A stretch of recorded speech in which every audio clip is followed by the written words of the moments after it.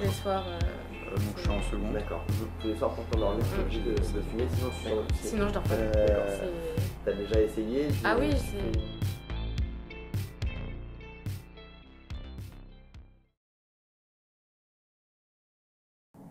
Je peux m'endormir comme je veux, mais c'est juste je traîne en fait. D'accord. Sur, des médias, ce genre de choses. D'accord. Donc tu te couches tard, mais volontairement, tu es sur les réseaux sociaux, sur les médias, tu lis des trucs. D'accord. Ok.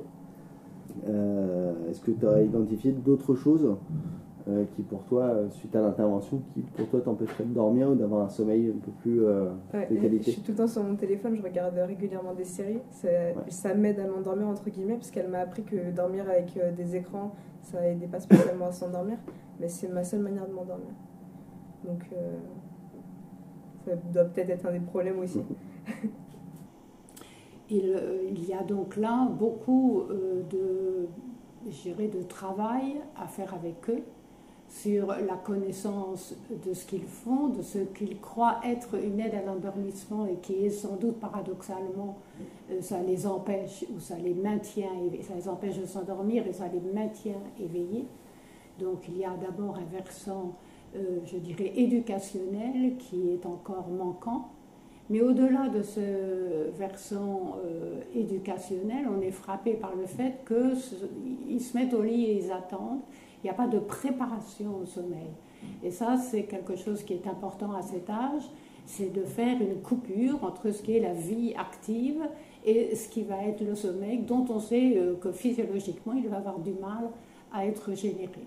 Donc, il y a aussi une phase de transition sur laquelle personne n'a insisté et qui paraît importante.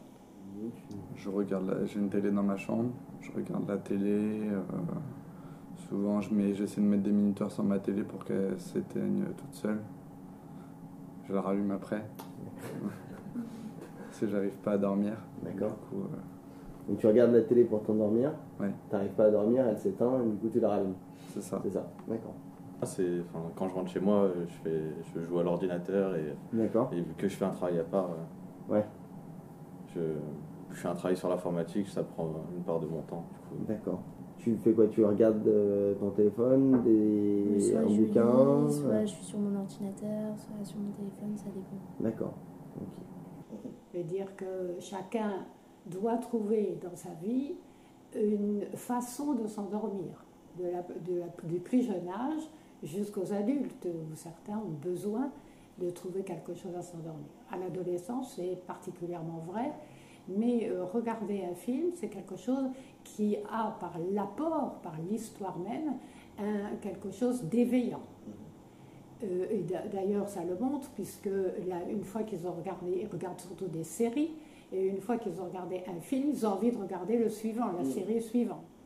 On sait aussi que la lumière qu'apportent ces écrans va être aussi un facteur éveillant, puisque ça bloque la mélatonine qui déjà physiologiquement à cet âge a tendance à être sécrétée plus tard. Le rythme de la mélatonine tend à prendre du retard. Plus la lumière va tendre vers le bleu et plus efficace elle est pour rester éveillée, contrairement à ce qu'ils pensent. Très bien.